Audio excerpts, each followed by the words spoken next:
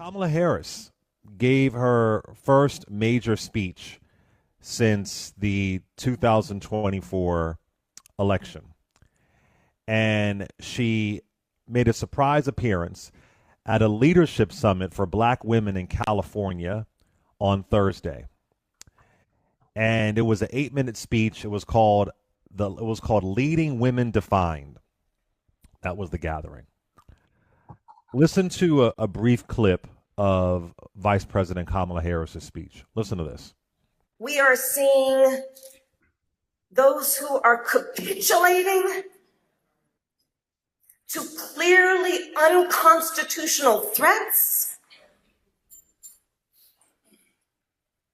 And these are the things that we are witnessing each day in these last few months in our country. And it understandably creates a great sense of fear. Because, there were many things that we knew would happen. Many things. I'm not here, so I told you so. I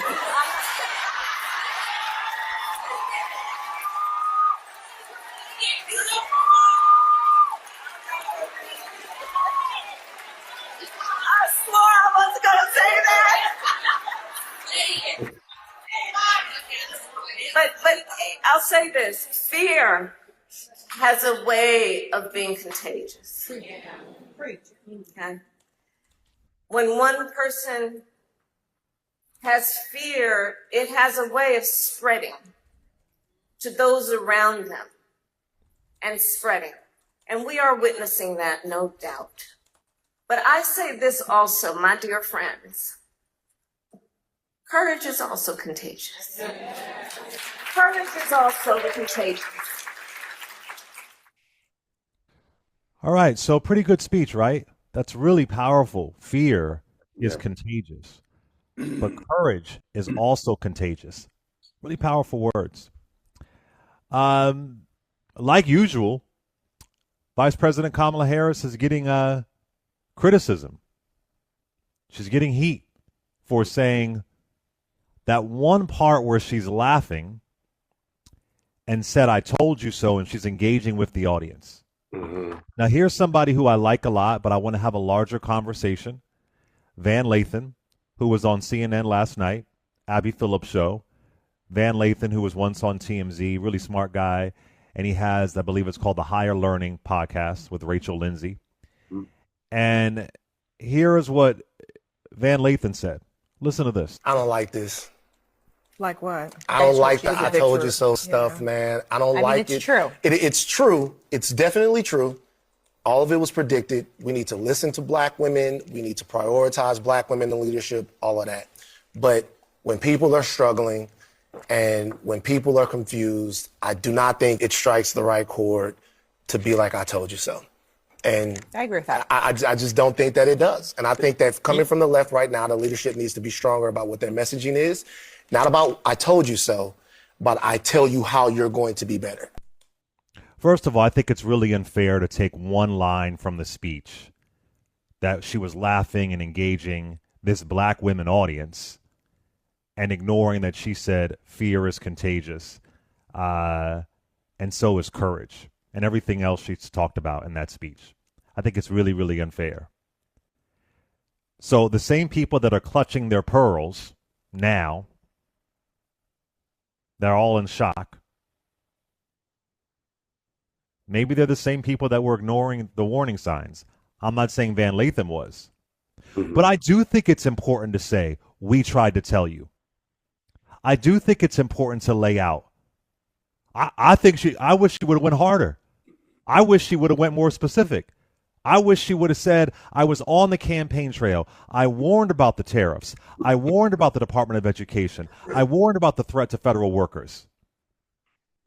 I think it's important to say that. Don't we say Democrats got to be harder? Democrats got to go harder? Isn't that what we say? That is. I guarantee you, I could be wrong. If Bernie Sanders said something like that, I don't think it would have made a blip. I don't think it would have been a talking point on CNN. It hits different when the person who warns you was literally trying to bring the country together and help the middle class.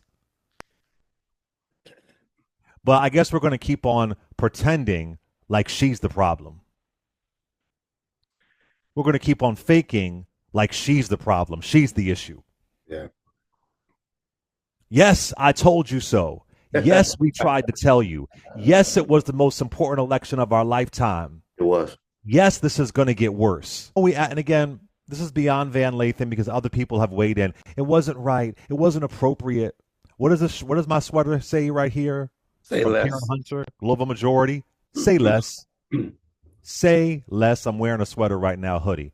It's so comfortable too. It's a sweater. Thank you, Miss Karen Hunter, global majority. Say less, please. Mm-hmm. Say less. And this is why doesn't Kamala Harris come out and say something? We need her out there. This is why. Yeah. She has every right to not say a word. But keep on saying it. I told you so. Keep on reminding people. It's not like this is his first term. It's not like we didn't know what trade wars would do. It's not like we didn't know that his other trade wars caused a spike in farm bankruptcies. Yeah. It's not like we didn't know so many folks in his administration said this man should not be in the Oval Office again. His own vice president wouldn't endorse him. Yep. You damn right she should say, I told you so. Yeah. If this man is the threat and the danger, and Van Lathan has said that he believes Trump is, if he truly is, then you should say it. And if people are hurting, because I knew folks were going to hurt, maybe, hopefully, they'll wake up. And I don't mean the Republican voter. I mean the couch voter. Yeah. So you say it. You lean into it. She didn't do a whole speech. I told you.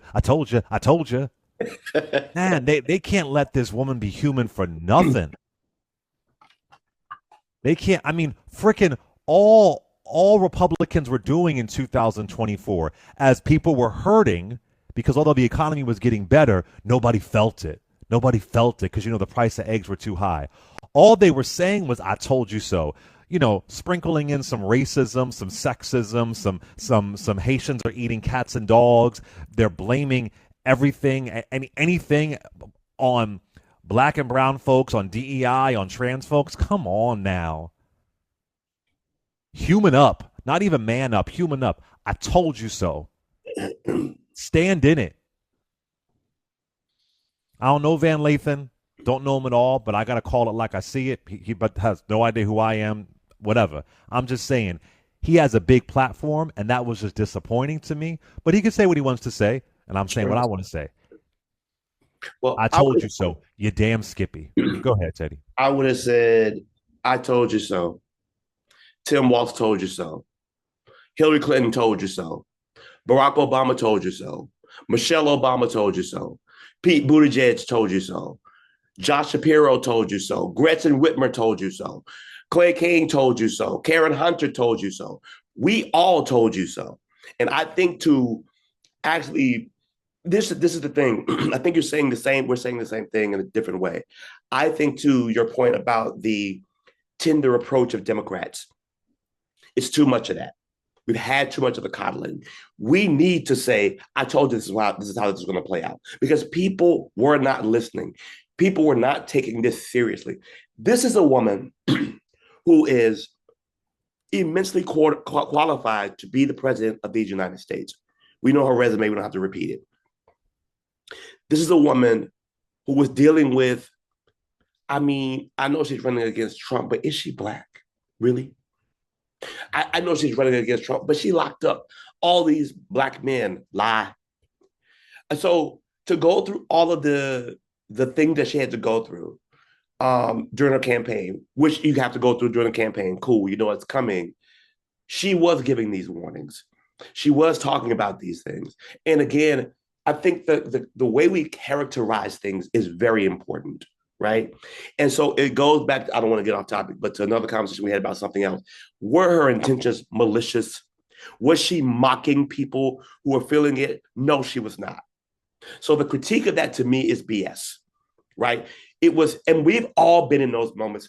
I don't want to speak for other people, but Black folks have all been in those moments where we were like, I told you that was going to happen. I told you. It was a very kind of cultural kind of moment. And again, the intention of It it was is before a Black women audience. I exactly, told you.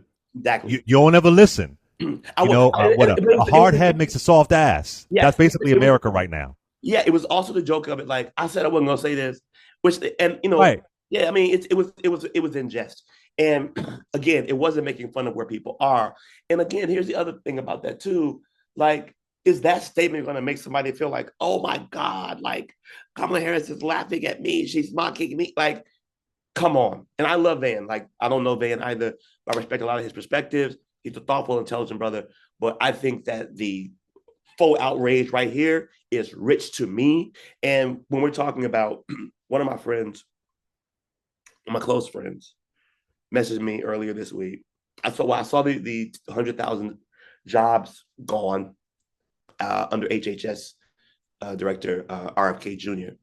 And I texted him saying, "Hey, did you see this?" And he was like, "Hey, my entire department has been removed from CDC." Mm-mm-mm. I was like, "What?" My friend has worked at the Centers for Disease Control for 16 years. Jesus. He told me that he was in shock the first day. The second day, he was very emotional about it. He cried. And he just was like really confused about what was happening in his life. He, among other people, I have another friend who works at CDC who lost his job 6 weeks ago. Another friend who works at CDC who has a department who still has his job, but is, it's touch and go. And I think that people are dealing with the reality of what this administration is doing. And we all connected to, we told y'all. Not for people, I mean, there are people who voted, and we're not talking to y'all. You get it. But there are a lot of people who didn't believe it was a thing. And I think that's the other thing. That's who she's directing this at. The people that Clay Kane talks about all the time who stay at home. She's talking to those millions of people who didn't think it was going to affect them. And you know why it's important to say that? Because people who did show up, because people who did do the right thing, like your friend right there, he's losing his job. See, we're all in this collectively. Yeah. We are not individuals. We don't have a separate nation. I know some folks wish that we did, but we don't. But here's another point I'd like to make. She didn't just say, this is why you shouldn't vote for Trump. He's terrible. She also offered policy, something he didn't do. Right. She offered this, the child tax credit. She talked about providing opportunity for people to be able to buy homes. She talked about being able to work on things like student debt and healthcare expansion. She talked about actual policy. She had specific policy for Black men. She went over, above, and beyond to show that she was intentional about actually leading everybody. She did an entire town hall taking questions from Black men. I mean, this is the thing. Kamala Harris didn't just predict the chaos. She basically documented it. Yep. So while others were making the excuses, like I said, she was sounding the alarm. Yeah. So when she's saying, I told you so, it's not gloating. No, it's not. It's accountability. Yeah. It's accountability. But how many times, Clay, have our parents? That's what leadership looks like. It's American accountability. Yeah. It's not gloating. It's not bragging. Yeah. And we as Americans, Mm-hmm. we have to be accountable for the mess that we've created. Yeah. And it's not just 2024. No, It's time and time again. I've covered this before. That the brilliant Lerone Bennett Jr. has spoken about the road not taken.